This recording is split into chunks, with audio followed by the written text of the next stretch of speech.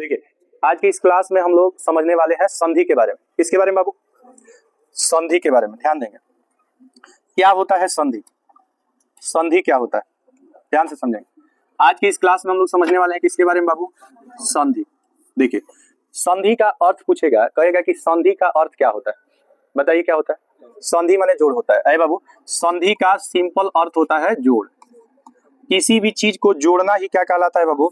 संधि कहलाता है। ठीक है, तो संधि का शाब्दिक अर्थ पूछेगा ना तो आप कहेंगे संधि का शाब्दिक अर्थ क्या होता है? जोड़ होता है। ध्यान देंगे, संधि का शाब्दिक अर्थ क्या होता है? जोड़। जोड़, अच्छा जोड़ को ही बाबू धन कहा जाता है। ठीक है, जोड़ को ही क्या कहा जाता है? धन कहा जाता है। और इसी को कहा जाता है जमा। अच्छा इसका एक चिन्ह होता है, इस तरह का चिन्ह होता है, समझ रहे हैं ना? तो संधि का अर्थ होता है जोड़, धन या जमा। क्या होता है बाबू? जोड़, धन या जमा। समझिए, कभी भी आप हिंदी व्याकरण में प्लस वर्ड का यूज नहीं करेंगे। हिंदी व्याकरण में आप प्लस वर्ड का यूज नहीं करेंगे। किसका यूज नहीं करेंगे? कितना दिन बाद आया है तुम? उर्दू पढ़ रहा है? हाँ बाबू चलो ध्यान दो, यहाँ पे ध्यान दीजिए सब लोग बोर्ड पे, कोई बात नहीं करेगा। बताइए बाबू संधि का अर्थ क्या होता है जी? जोड़। अच्छा जोड़ को ऐसे ही ना हम लोग लिखते हैं, लेकिन याद रखिएगा इसमें प्लस वर्ड का यूज नहीं किया जाएगा। किसका? प्लस। अच्छा जिसमें जोड़ लगा रहेगा बाबू, सुनो ना, जिसमें जोड़ लगा रहेगा ना उसको कहेंगे संधि विच्छेद। क्या कहेंगे? संधि विच्छेद। संधि विच्छेद, जिसमें जोड़ लगा रहेगा उसको क्या कहेंगे? और जिसको जोड़ कर लिख देंगे उसको क्या कहेंगे? संधि। जिसको जोड़ कर लिख देंगे उसको क्या कहेंगे? संधि। जो जिसको जोड़ेंगे क्या करेंगे? जोड़ेंगे, उसको कहेंगे संधि विच्छेद। और जोड़ कर लिख देंगे तो संधि। जैसे बताइए अगर आप लिखिएगा भाव, क्या लिखिएगा? भाव जमा अर्थ। भाव जमा अर्थ, तो भाव जमा अर्थ को लिखिएगा तो जोड़ कर जब लिखिएगा ना तो इसको भावार्थ लिखिएगा। क्या लिखिएगा? भावार्थ। तो समझ लीजिए कि जिसमें जोड़ का चिन्ह लगा रहेगा वो कहलाएगा संधि विच्छेद। क्या कहलाएगा? संधि विच्छेद। तो जब इसको तोड़ कर लिखेंगे, तोड़ कर लिखेंगे तो क्या कहलाएगा? संधि विच्छेद। और जोड़ कर लिख देंगे तो क्या कहलाएगा? संधि। जोड़ कर लिख देंगे तो संधि। आप बताइए बाबू अगर हम विद्या लिख दें, क्या लिख दें? विद्या, और इसके साथ लिख दें क्या? अर्थी। विद्या अर्थी। बात हो रहा है कौन? कोई बात कर रहा है क्या? सख्त नफरत है हमको बात से, सख्त नफरत है। कोई भी थोड़ा भी अगर बात किया ऑन कैमरा उसको बहुत पीटेंगे यहाँ, समझ लीजिए। सारा भारत देखेगा उसका पिटाई। बदमाशी नहीं करना है। देखिए यहाँ पे विद्या जमा अर्थी। बाबू बताइए विद्या जमा अर्थी क्या होता है? विद्यार्थी। विद्यार्थी, विद्या जमा अर्थी होता है विद्यार्थी। तो जब किसी शब्द को तोड़ कर लिखेंगे तो क्या कहलाएगा? संधि विच्छेद। और जोड़ कर लिखेंगे तो संधि। जोड़ कर लिखेंगे तो संधि। अब एक बात यहाँ पे ध्यान देना है। यहाँ देखिए, यहाँ वो आपको दिख रहा है, यहाँ वो दिख रहा है, यहाँ क्या दिख रहा है? ध। तो बाबू देखिए अगर आप वो लिखिएगा तो वो में ओ आएगा कि नहीं आएगा? आएगा। अच्छा बताइए ध लिखिएगा तो ध में आकार है, तो इसमें आ रहा है आ। क्या आ रहा है बाबू? आ रहा है। तो आ को ही ना आकार से सूचित किया जाता है, आ को ही किससे सूचित किया जाता है? आकार से। तो देखिए यहाँ पे व में अ प्लस इसमें है अर्थ, इसमें अर्थ है ना, तो अ संधि करता है तो क्या बनाता है बाबू? आ।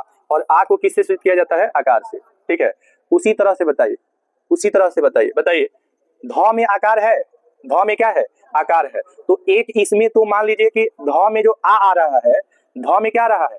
आ रहा है। और अर्थी में क्या आ रहा है? ओ आ रहा है। ये आपस में संधि करेगा तो आ बनाएगा, और आ को हम लोग किससे सूचित करते हैं? आकार से। याद रखिएगा संधि का परिभाषा क्या होता है? संधि का परिभाषा है कि जब दो या दो से अधिक वर्ण जो है आपस में क्या कर लेते हैं? मेल कर लेते हैं, तो उनसे नए वर्ण का निर्माण होता है। नए वर्ण का क्या होता है? निर्माण होता है। और उसका एक अलग क्या होता है? विकार उत्पन्न होता है। विकार उत्पन्न होने का मतलब है उसका उच्चारण होता है, एक अलग उच्चारण होता है। तो इस प्रक्रिया को हम लोग संधि कहते हैं। तो कह रहा है कि वर्णों के परस्पर मेल से जो नया विकार उत्पन्न होता है उसी को हम लोग क्या कहते हैं? संधि कहते हैं। वर्णों के परस्पर मेल से जो नया विकार उत्पन्न होता है उसे क्या कहते हैं? संधि। अच्छा पदों के मेल को क्या कहते हैं? समास। पदों के मेल को क्या कहते हैं? समास। अब क्वेश्चन ये पूछता है कि संधि के कितने भेद होते हैं? तो संधि का भेद कितना होता है? 3। और समास का कितना भेद होता है? 6। तो आपको अंतर पूछ देगा संधि और समास में क्या अंतर है। तो बाबू बताइए संधि के कितने भेद होते हैं जी? 3 भेद होते हैं। संधि के 3 भेद, याद रखिएगा संधि के 3 भेद होते हैं। अगर आपसे पूछा जाएगा कि संधि के भेद कितने होते हैं तो आपका जवाब क्या होगा जरा बताइए। तीन भेद होगा बाबू है। कितना भेद होगा? तीन भेद होगा। तीन भेद कौन कौन होगा आप लोग बताएंगे। पहला कौन संधि होता है? स्वर संधि। स्वर संधि होता है ना, पहला होता है स्वर संधि, याद रखिएगा। एक नंबर में हो जाएगा स्वर संधि। अच्छा दूसरा बताइए, व्यंजन संधि। क्या होगा बाबू? व्यंजन संधि। तो दूसरा हो जाएगा व्यंजन संधि, ठीक है। और तीसरा बताइए, और तीसरा कौन सा संधि? और तीसरा हो जाएगा विसर्ग संधि। विसर्ग संधि, ठीक है, विसर्ग संधि। तो आपसे पूछा जाएगा है कि दो वर्णों के परस्पर मेल से जो नया विकार उत्पन्न होता है उसे क्या कहते हैं? क्या कहते हैं बाबू? बोलो ना, क्या कहते हैं? संधि कहते हैं। दो वर्णों के परस्पर मेल से जो नया विकार उत्पन्न होता है उसको क्या कहते हैं? संधि। अच्छा, संधि का शाब्दिक अर्थ क्या होता है बाबू? जोड़ होता है। जब इसको तोड़ कर लिखेंगे तो क्या कहलाएगा? संधि विच्छेद। और जोड़ कर लिखेंगे तो क्या कहलाएगा? संधि। अच्छा, संधि का अर्थ योग भी होता है, याद रखिएगा। योग भी होता है, योग भी होता है, या धन भी होता है, धन भी होता है, जोड़ भी होता है। संधि में किसका मेल होता है? तो वर्णों का मेल होता है। किसका मेल होता है? वर्णों का मेल होता है। वर्ण कितने प्रकार के? दो। वर्ण कितने प्रकार के? दो। पहला वर्ण बताइए, स्वर वर्ण, और दूसरा वर्ण हम लोग वर्ण चैप्टर पढ़ लिए। अच्छा, उच्चारण स्थान भी आपको बता दिए थे, बताए थे ना। वर्ण चैप्टर हम आपको पढ़ा दिए कि वर्ण उस मूलध्वनि को कहते हैं जिसका पुनः खंड या टुकड़ा नहीं किया जा सकता है। खंड या टुकड़ा होने की स्थिति में इसे हम अक्षर कहते हैं। वर्ण दो प्रकार के होते हैं, स्वर वर्ण और व्यंजन। तो स्वर वर्ण क्या होता है बाबू बताइए आप? स्वर वर्ण क्या होता है? अ से लेकर और अ तक नहीं। तो जब कोई, देखिए, जब कोई वर्ण अगर आपस में संधि करेगा और उसका विकार माने नए वर्ण का निर्माण अ से लेकर अ के रूप में होगा तो इस संधि का नाम क्या होगा? स्वर संधि। जरा हमें बताएंगे कि आ स्वर है कि व्यंजन है? आ स्वर है कि नहीं है? तो ये दोनों संधि जो देख रहे हैं भावार्थ या विद्यार्थी, यह किस संधि का उदाहरण होगा? स्वर संधि का, ठीक है। लेकिन अगर कोई संधि आप करिएगा और उसका नया वर्ण क से लेकर किसके बीच में बनेगा? ज्ञ के रूप में, तब इसका नाम क्या हो जाएगा? व्यंजन संधि। क्या हो जाएगा? व्यंजन संधि। जैसे ध्यान से समझेंगे, मान लीजिए आपने लिखा उत जमा चारण। क्या लिखा बाबू? उत जमा चारण। एक वर्ड है उत जमा क्या? चारण।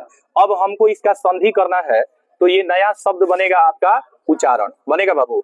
जरा देखिए यहाँ पे च के रूप में नया वर्ण बना है, च के रूप में नया वर्ण बना है। क्या च जो है स्वर है? च स्वर नहीं है। च तो इसी में आएगा ना, क से ज्ञ के बीच में। तो जब नया वर्ण क से ज्ञ के बीच में बनेगा तो बताइए कौन संधि? अ के रूप में बनेगा तो। और जिस संधि में आपको इस तरह का चिन्ह दिख जाएगा तो इस चिन्ह को का उच्चारण क्या होता है? अ। अच्छा, इस चिन्ह का नाम क्या होता है जरा बताएंगे हमें?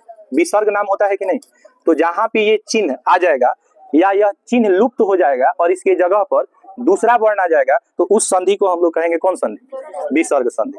आप बताइए बाबू, आप देखिएगा, कहा जाता है ना दुख। क्या है? दुख। तो दुह जमा यहाँ पे हम लिखते हैं क्या? ख। दुह जमा क्या लिखते हैं? ख। तो इससे नया शब्द हमारा बन जाता है दुख। क्या बन जाता है? दुख। आप याद रखिएगा, दुख कभी भी आप ऐसे नहीं लिख सकते हैं। दुख ऐसे लिखिएगा तो गलत हो जाएगा। बताइए नीचे वाला दुख शब्द क्यों गलत है? क्यों गलत है बताइए? क्योंकि इसमें विसर्ग नहीं है। ऊपर वाला क्या है? सही है। अच्छा, कहा गया है दुख में सुमिरन सब करे, सुख में करे न कोई, जो सुख में सुमिरन करे दुख काहे को होय। मतलब हम माता पिता और भगवान को तभी याद करते हैं जब हमें दुख होता है और उनकी जरूरत पड़ती है। बात समझ रहे हैं ना? देखिए, जरूरतमंद व्यक्ति जो होता है ना उसको कोई पसंद नहीं करता है। जरूरतमंद, जरूरतमंद समझ रहे हैं? आज आपको जरूरत है तो आप किसी को पहचानिए, जरूरत खत्म, पहचानना बंद कर दीजिए। ईश्वर के साथ भी हम लोग ऐसा ही करते हैं। आप देखिएगा, कोई पूजा पाठ नहीं करने वाला व्यक्ति एग्जाम के दिन जरूर पूजा करता है। माने आप अगरबत्ती साल भर भगवान याद नहीं आते हैं, लेकिन जिस दिन आपको परीक्षा देने जाना होगा भैया जी, आप सुबह 3 बजे जग जाएंगे, आप नहा धोआ कर पूजा पाठ बढ़िया से करके आप भगवान से कह के कि बढ़िया से नकल करा दीजिएगा मेरा, समझ रहे हैं ना, पास करा दीजिएगा। कोई कोई तो भांख देता है क्या अगर हम फर्स्ट डिवीजन आएंगे तो लड्डू चढ़ाएंगे। ऐसा होता है कि नहीं? तो ऐसा कहा गया है कि दुख में सुमिरन सब करे, सुख में करे ना कोई, और जो सुख में सुमिरन करे दुख काहे को होय। आप याद रखिए, सुनिए, आप विद्यार्थी जीवन जी रहे हैं ना, अगर सुबह सुबह उठकर जो काम आप परीक्षा के दिन करते हैं परीक्षा के दिन करते हैं, अगर वह रूटीन आप डेली फॉलो कीजिए तो उस दिन भगवान से गिड़गिड़ाने की कोई जरूरत नहीं होगी। जिस तरह से 3 बजे उठ के और आप रेडी हो जाते हैं कि आज हमको एग्जाम देने जाना है, अगर वही 3 बजे डेली रूटीन फॉलो करेंगे तो भगवान से भीख मांगने की जरूरत नहीं पड़ेगी, क्योंकि आपका सिलेबस ऑलरेडी क्या रहेगा, कंप्लीट रहेगा। तो आपको भगवान से गिड़गिड़ाने की जरूरत नहीं होगी। लेकिन ऐसा हम लोग करते नहीं है, ऐसा हम लोग करते नहीं है। बस सुबह सुबह उठते हैं, थोड़ा बहुत फ्रेश होते हैं और चले आते हैं पढ़ने के लिए। घर का काम मम्मी देखेगी। बात समझ रहे हैं ना? आप लोग तो पढ़ते हैं तो एकदम आप लोग थक जाते हैं। क्या हो जाता है? थक जाते हैं। बात समझ रहे हैं ना? तो आप याद रखिए, उसी विद्यार्थी को या उसी बेटा बेटी को माँ बाप भी अहमियत देते हैं जो घर की जिम्मेदारियों को भी लेके चलते हैं। बात समझ रहे हैं कि नहीं? तो पढ़ाई के साथ साथ थोड़ा बहुत क्या करना है, घर की जिम्मेदारियों को जो भी आपसे हो सकता है, मम्मी पापा का जितना ही आप मदद कर सकते हैं उतना ही आपको करना चाहिए। बात समझ में आ रहा है कि नहीं आ रहा है? तो यहाँ पे आप याद रखेंगे बाबू, दुख शब्द दिख रहे हैं आप, बताइए दुख में विसर्ग है कि नहीं है? दुख में विसर्ग है। तो जिसमें विसर्ग रहेगा, जिसमें क्या रहेगा, विसर्ग रहेगा, ठीक है, उस संधि का नाम क्या होगा, विसर्ग संधि। लेकिन देखिए क्वेश्चन पूछता है कि क्या बाबू हमार सुख ऐसे लिखा जा सकता है? नहीं लिखा जा सकता है, नहीं लिखा जा, सुख में विसर्ग नहीं होता है। सुख ऐसे ही लिखेंगे, सुख में विसर्ग नहीं होता। लेकिन दुख में विसर्ग होता है कि नहीं होता है? बोलिए, दुख में विसर्ग होगा कि नहीं होगा? दुख में विसर्ग होगा, लेकिन सुख में विसर्ग नहीं होगा। बात समझ में आ रहा है कि नहीं? तो बताइए संधि का शाब्दिक अर्थ बताएंगे। संधि का शाब्दिक अर्थ जोड़ होता है या क्या होता है बाबू, योग होता है। और संधि को अलग अलग तोड़कर लिखना क्या कहलाता है, संधि विच्छेद। उसी तरह याद रखिएगा, वर्ण को तोड़कर लिखना कहलाता है वर्ण विच्छेद। क्या कहलाता है, वर्ण विच्छेद। जैसे मान लीजिए एक शब्द हमने लिखा कमल, क्या लिखा बाबू, कमल। अब आप देखिएगा कहीं कहीं पे ऐसे लिखा जाता है क जमा अ कमा म कमा अ जमा ल कमा अ, ऐसे। देखिए इसको ऐसे जब लिखिएगा ना, सुनिए, जब ऐसे तोड़ तोड़ कर लिखिएगा तो ये कहलाएगा वर्ण विच्छेद। क्या कहलाएगा, वर्ण विच्छेद। क में अ का मात्रा आ रहा है कि नहीं आ रहा है? अरे बताइए, म में अ आता है कि नहीं? प्रत्येक व्यंजन में अ का मात्रा आता है कि नहीं आता है? आता है ना। तो याद रखिएगा, जैसे आप किसान लिखते हैं ना, किसान, ध्यान देंगे, किसान लिखिएगा, किसान, तो किसान में देखिएगा पहले तो आप क लिखिएगा। अच्छा बताइए, ये हर्षई है कि दीर्घई है?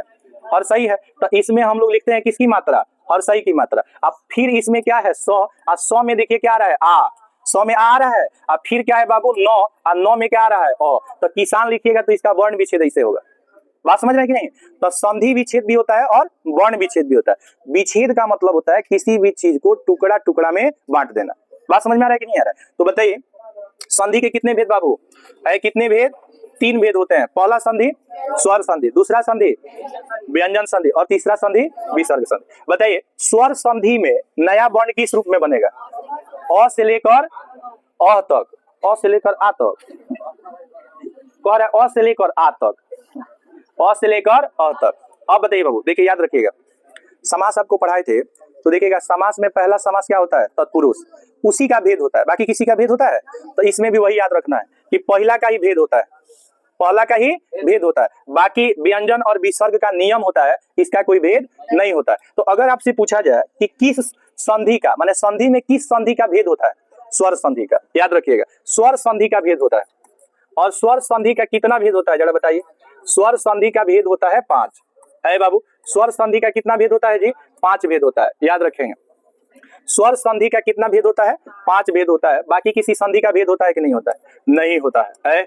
बाकी किसी संधि का भेद नहीं होता है। व्यंजन और विसर्ग का भेद नहीं होता है। स्वर संधि के कितने भेद होते हैं बाबू? 5 भेद होते हैं, ठीक है। पहला बताइएगा, पहला होता है दीर्घ संधि। कौन संधि? दीर्घ संधि होता है। अच्छा, दीर्घ स्वर संधि भी आप लिख सकते हैं, दीर्घ संधि को दीर्घ स्वर संधि भी लिख सकते हैं। अच्छा, दूसरा बताएंगे कौन संधि बाबू? है दीर्घ संधि के बाद आएगा गुण संधि।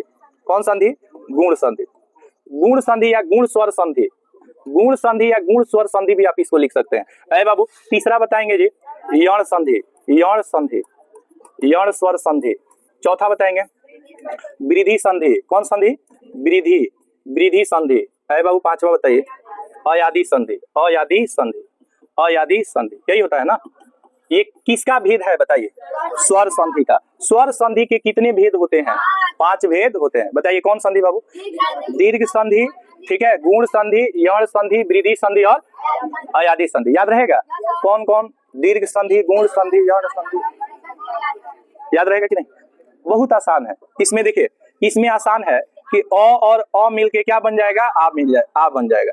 छोटी छोटी बनकर क्या बन जाएगा, बड़ी बन जाएगा। छोटा ऊ मिलकर क्या हो जाएगा, बड़ा ऊ हो जाएगा। यही ना बाबू, छोटा छोटा मिलकर बड़ा हो जाएगा, छोटा छोटा मिलकर क्या हो जाएगा, बड़ा हो जाएगा। सुनिए, तो अ आ मिलके आ बन जाएगा। आ को किससे सूचित करेंगे, आकार से, आकार से सूचित करेंगे ना। इसको दीर्घई से सूचित करेंगे और इसको दीर्घऊ से सूचित करेंगे। यही ना बात, समझ में आया कि नहीं है? कुछ समझ में आया, बोलिए, कुछ समझ में आया कि नहीं आया, कुछ समझ में आया कि नहीं आया, बोलिए। देखिए ध्यान दीजिए, देखिए पहला यहाँ पे आप लोग देख सकते हैं स्वर संधि के भेद। किसके भेद, देखिए यहाँ पे स्वर संधि के कितने भेद होते हैं बाबू, पीछे दिखाई दे रहा है? अच्छा नहीं दिखाई देगा तो सुनाई देगा ना, तो सुनिएगा, अच्छे से ध्यान से सुनिएगा। देखिए यहाँ पे स्वर संधि के भेद कितने होते हैं बाबू, 5 भेद होते हैं। बताइए पहला क्या होता है, दीर्घ होता है। पहला क्या होता है, दीर्घ, दीर्घ होता है। ठीक है, दिख रहा है ना सबको? देखिए ध्यान दीजिएगा,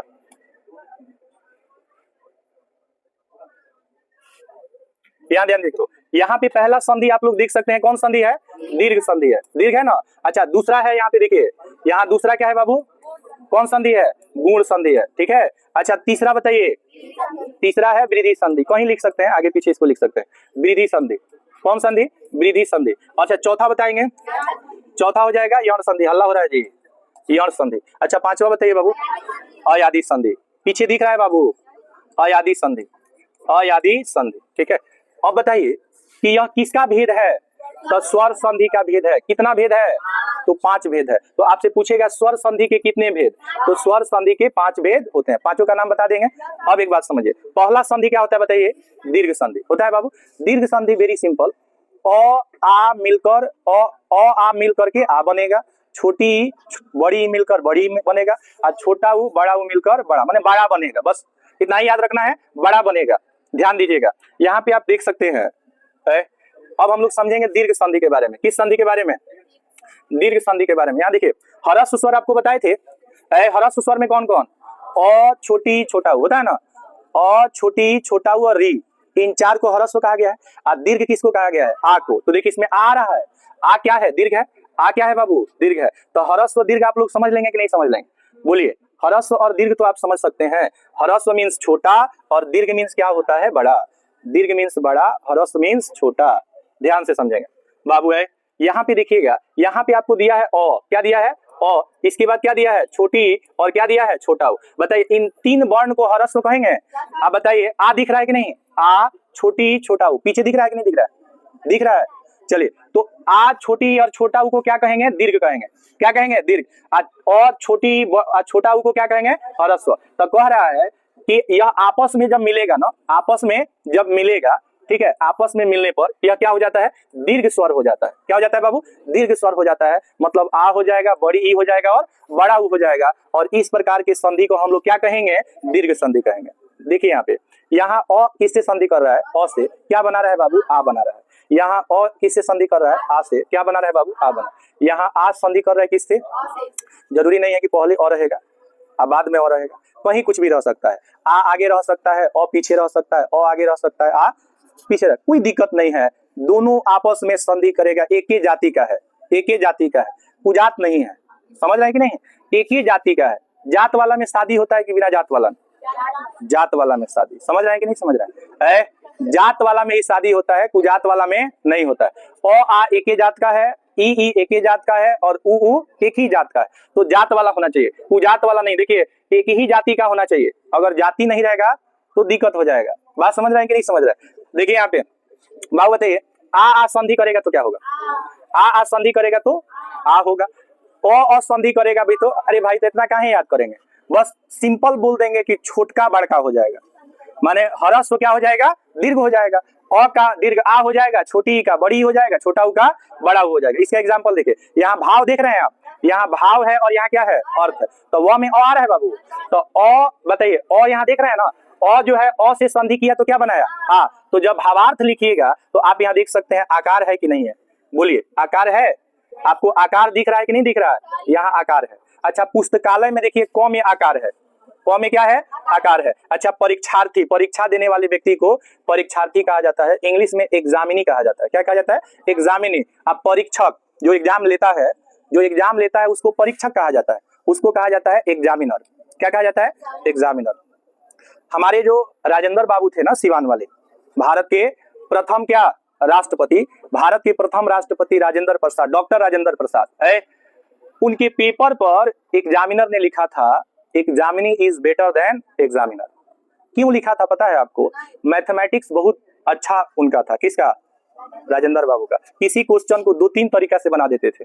एग्जामिनर को उतना तरीका नहीं मालूम था जितना राजेंद्र बाबू को तरीका मालूम था। बात समझ रहे हैं ना? कुछ आप भी इस तरह से कीजिए कि आपके भी एग्जामिनर लिखे examining is better than examiner. यहाँ देखिए, परीक्षार्थी में है बाबू, पुस्तकालय में बताइए क में क्या रहा है? आकार। भावार्थ में आकार, परीक्षार्थी में आकार, प्रतीक्षालय में आकार आ रहा है। यहाँ बोलो ना, तो बताओ ये 4 ही है ना? ये 4 है।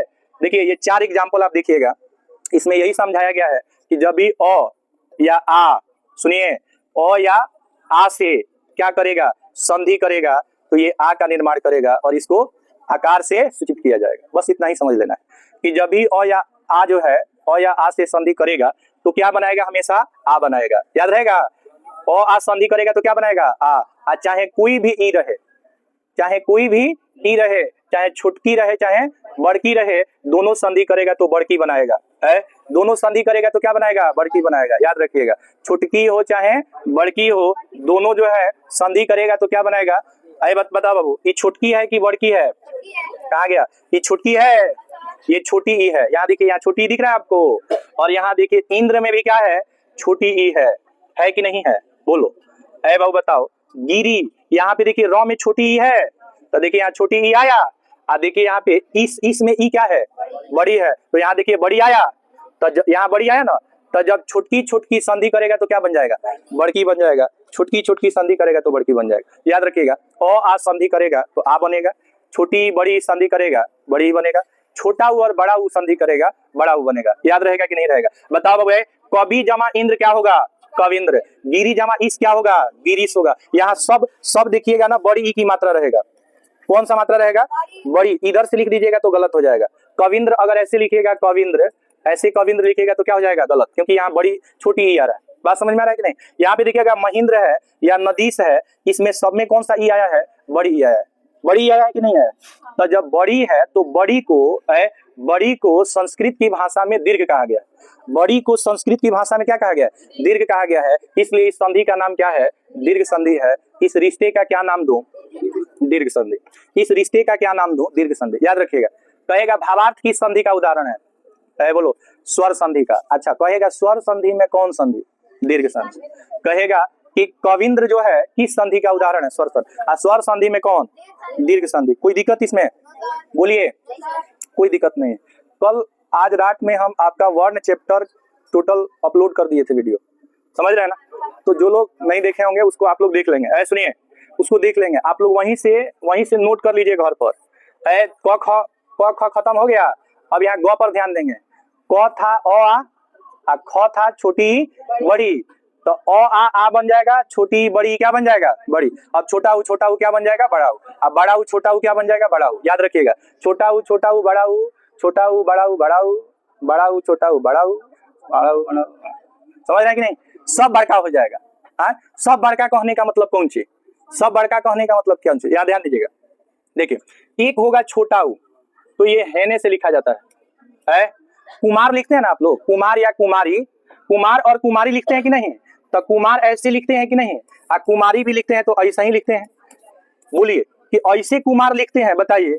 ऐसे तो कुमार नहीं लिखते हैं, गलत हो जाएगा। याद रहेगा? तो देखिए बाबू, ये है हर्षऊ। क्या है? हर्षऊ। ये क्या है बताओ? दीर्घऊ। दीर्घऊ इधर से रहेगा, दीर्घऊ।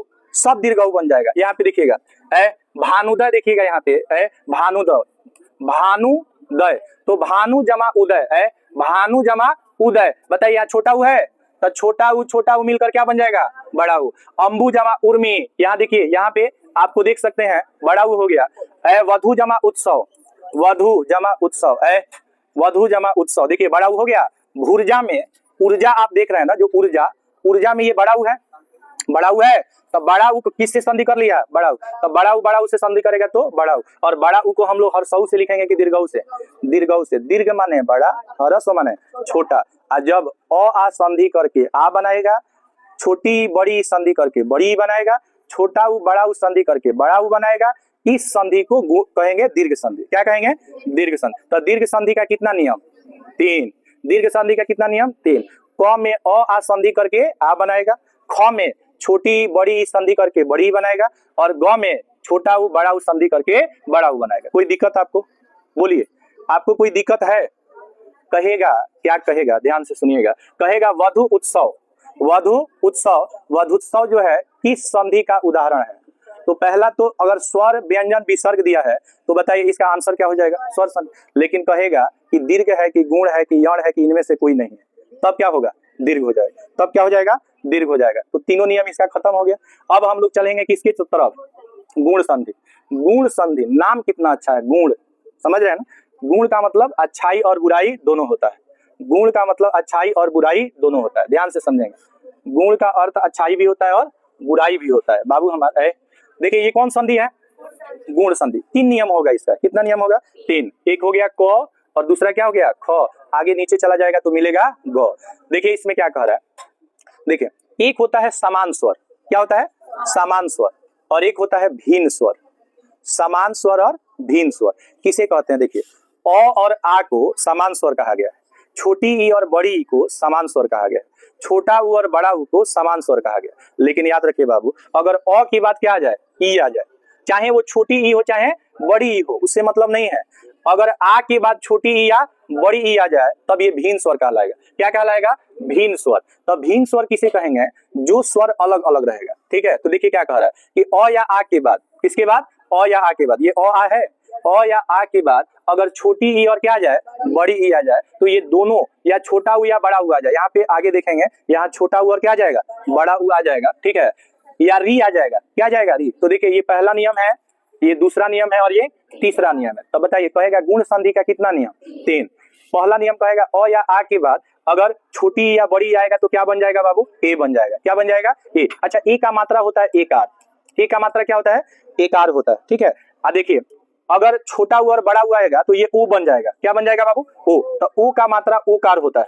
ओ का मात्रा क्या होगा? ओकार। और ये किसको क्या कहेंगे? एकार। ये एकार है, ये ओकार है। और जब ये और बनेगा ना, और री रहेगा ना, तो री का बन जाता है और का हम लोग लिखते हैं रेफ र। क्या लिखेंगे? रेफ र। आगे हम लोग पढ़ेंगे ऋषि। क्या पढ़ेंगे? ऋषि। पहले एक एक समझिएगा। देखिए पहला हम आपको समझाने की कोशिश करते हैं 1 नंबर में क नंबर। क नंबर को देखिए, यहाँ देखिए देव जमा इंद्र दिया है बाबू, देव जमा इंद्र दिया है, तो व में अ आ रहा है कि नहीं आ रहा है? अ के बाद इंद्र में क्या रहा है? ई। ये दोनों संधि करेगा तो क्या बनाएगा? ए। और ए को किससे सूचित करते हैं? एकार से। तो देखिए यहाँ पे दे के ऊपर देखिए यहाँ पे तो एकार लगा है, यहाँ पे देखिएगा आपको व के ऊपर भी क्या लगा है? एकार। तो यहाँ नया वर्ण किस रूप में बन गया? एकार के रूप में।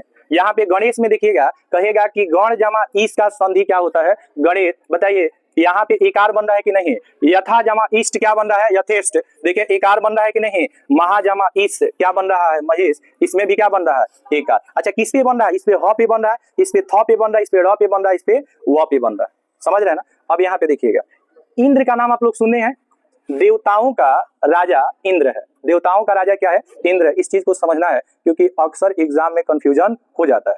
बात समझ रहे हैं ना? और याद रखिएगा ये सारा चीज आपको दिमाग में रखना पड़ेगा। और ये दिमाग में रहेगा कैसे? ये दिमाग में रहेगा प्रैक्टिस से। एक बार के पढ़ने से दिमाग में नहीं रहेगा, इसको बार बार पढ़ना पड़ेगा। समझ रहे हैं कि नहीं? और बार बार पढ़ने का मतलब कि समय जब भी मिले तो पेज जब पलटिएगा तो ऑटोमेटिक ये सारी चीजें आपको याद हो जाएगी। देखिए ध्यान दीजिए बाबू, देवेंद्र आप देख रहे हैं, तो देवेंद्र हो गया या गणेश हो गया या यथेष्ट हो गया या महेंद्र हो गया, सब में एक आ रहा है कि नहीं आ रहा है? एक आ रहा है। तो याद रखिएगा क्वेश्चन पूछता है कि ये जो होता है वो किसके किसके मिलने से बना होता है? एक किन दो स्वर के मिलने से बना होता है। तो बताइए किसके किसके मिलने से बना? अ और ई के मिलने से बना होता है। चाहे अ और ई हो, चाहे आ और ई हो। बात समझ रहे हैं कि नहीं? तो एक किन दो स्वर के मिलने से बना होता है। तो याद रखिएगा अ या आ, छोटी ई या बड़ा ई। याद रहेगा किसके किसके? अ या आ, छोटी ई या बड़ा ई, किसके मिलने से क्या बनता है? ए बनता है। याद रहेगा कि नहीं बनेगा? कहेगा ओ किसके मिलने से बनता है? ओ किससे मिलने से बना है? तो अ या आ, छोटा उ या बड़ा उ। कहेगा रेफ र किससे मिलता है? तो अ या आ और री के मिलने से और बनता है, और को रेफ र से सूचित किया जाता है। कहेगा इस संधि को क्या कहेंगे? इस संधि को कहेंगे गुण संधि। इस संधि को क्या कहेंगे? गुण संधि। प्रश्न कैसे पूछेगा परीक्षा में? प्रश्न कैसे पूछेगा, कई तरह से प्रश्न पूछता है, ध्यान देंगे। पहला प्रश्न पूछेगा कि गुण संधि किस संधि का भेद होता है, गुण संधि किस संधि का भेद होता है। तो भेद वाला तो एक ही संधि है जिसका नाम है स्वर संधि। व्यंजन और विसर्ग का आपको नियम पढ़ना है, भेद नहीं पढ़ना है। अब बताइए स्वर संधि के कितने भेद बाबू? 5। पहला दीर्घ संधि, अ आ से संधि करेगा, आ बना देगा, हिमालय, विद्यालय, पुस्तकालय, प्रतीक्षालय, देवालय, हिमालय, शिवालय, जितना आ रहा है ये सब का सब दीर्घ संधि कहलाएगा।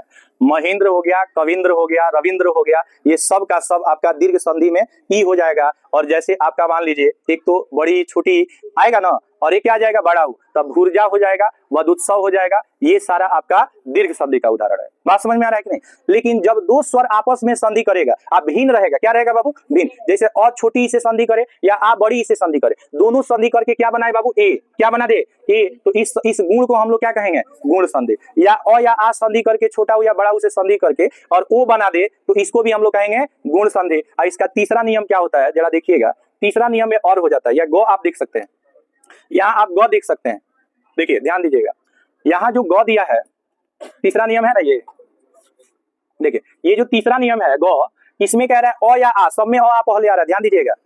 अ आ में पहले आया छोटी बड़ी, अ आ के बाद आया छोटा उ और बड़ा उ, और उसके बाद आ गया री। क्या गया? री। अ आ संधि करेगा किससे? री से, और बनाएगा, क्या बनाएगा? और बनाएगा। इसको रेफ र से सूचित किया जाएगा। किससे सूचित किया जाएगा? रेफ र। किससे बाबू? रेफ र। ध्यान देंगे, सप्त है और यहाँ पे महा है। यहाँ पे आप ऋषि वर्ड में एक चीज नोटिस कीजिएगा कि यहाँ पे ऋषि में देखिए रेफ र नहीं है, लेकिन यहाँ एगो पूंछ लटकल आपको मिलेगा, यहाँ एगो पूंछ आपको मिलेगा। पूंछ दिख रहा है आप लोगों को? ऊपर पूंछ है, सिंह है। अच्छा कुछ भी नाम, इस रिश्ते को ब्लैंक्स नाम दें, समझ रहे हैं ना? तो यहाँ पे ये जो चिरकी बोल रहा है, इसको हम तो आज तक पूंछे बोलते आए हैं। तो यहाँ पे देखिए ये रेफ र है, क्या है? दिख रहा है कि नहीं? थोड़ा छोटा था तो सोचे हम बड़ा कर दें, चलिए हटा देते हैं। आप बताइए यहाँ पे आपको कुछ दिख रहा है? अजीब हाल है भाई। यहाँ आपको दिख रहा होगा, इस रिश्ते का नाम देंगे रेफ र। क्या नाम देंगे? और इसको कहेंगे और। क्या कहेंगे? और कहेंगे। क्या कहेंगे? और कहेंगे। तो बताइए अ या आ के बाद छोटी ई या बड़ी ई रहने पर कौन सा नया वर्ण बनता है? बोलो। ई बनता है भाई, घबरा देगा तुम लोग। देखो यहाँ पे अ या आ के बाद, यहाँ देखिए अ या आ के बाद छोटी या बड़ी ई रहने पर क्या बनता है? ए बनता है। याद रहेगा। इस गुण को कौन संधि कहेंगे? गुण संधि कहेगा। बताइए देवेंद्र, गणेश, यथेष्ट और महेश किस संधि का उदाहरण है? गुण संधि। अच्छा ज्ञानोदय, ज्ञानोदय, ज्ञान जमा उदय है, ज्ञान जमा उदय, देखिए ज्ञान जमा उदय क्या बनेगा? ज्ञान। शीत जमा उष्म बनेगा शीतोष्म है, महा जमा उत्सव बनेगा महोत्सव, गंगा जमा उर्मी गंगोर्मी बनेगा। क्या बनेगा? गंग। आप एक चीज नोटिस करिएगा, इसमें सब में देखिए ओकार है। क्या है बाबू? ओकार आप लोगों को दिख रहा है कि नहीं दिख रहा? आंख है ना सबके पास? तो सप्त जमा ऋषि क्या बनेगा? सप्तर्षि। क्या बनेगा? सप्तर्षि। और महा जमा ऋषि क्या बनेगा? महर्षि। बताइए इसमें रेफ र है कि नहीं है? गुण संधि का कितना भेद? 3 भेद। कोई दिक्कत आपको? तो यहाँ तक हम लोग समझ लिए। नेक्स्ट क्लास में हम लोग देखेंगे कहाँ से? वृद्धि संधि। ठीक है, नेक्स्ट क्लास में वृद्धि संधि से हम लोग देखेंगे। सेव करो, तुम सेव नहीं करता है, ऐसा ही दे देता है। अच्छा ऐसा ही दो, नहीं तो डिलीट मार देगा तो और दिक्कत हो जाएगा। कहाँ सेव किया तुम? कहाँ सेव किया?